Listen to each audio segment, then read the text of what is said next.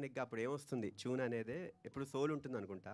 So yeah sir Naresh గారు ఇక్కడ అవును సార్ ఇండస్ట్రీ బాగా మంచి హిట్ ఉంది కానీ కొంత పొలిటికల్గా ఏదో కొద్దిగా ఇబ్బంది పడుతున్నట్టు అనిపిస్తుంది సార్. అంటే ఇటు చిరంజీవి గారును బాలకృష్ణ గారి మధ్య చిన్న అది దానిపైన ఏమన్నా చిరంజీవి గారు బాలకృష్ణ గారి మధ్య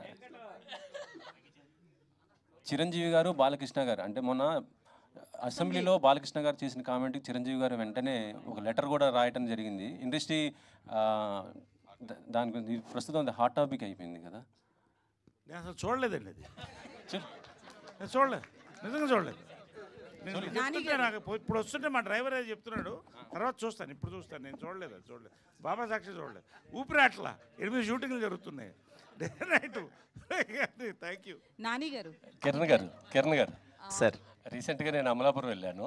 అమలాపురం ఓకే సార్. మీ కే ర్యాంప్ సార్ కిరణ్ ర్యాంప్ అని నేను అనుకున్నాను అసలు యాక్చువల్గా. సార్ మా ఫ్రెండ్ వచ్చి కొత్త ర్యాంప్ ఆడిచ్చేహెడ్రా అన్నాడు.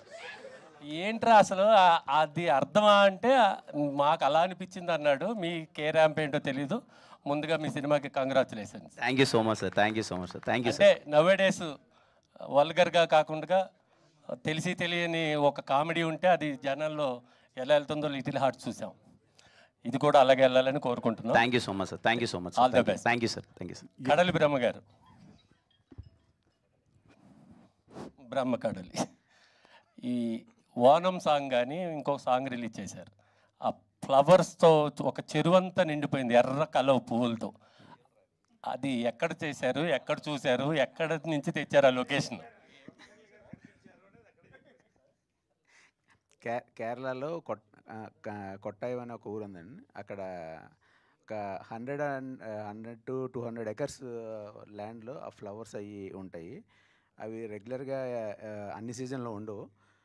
ఆ సీజన్ కోసం మనం షూట్ ప్లాన్ చేసుకుని అక్కడికి వెళ్ళి ఆ సాంగ్ అక్కడ చేసాం. దానికోసం వెళ్ళాం.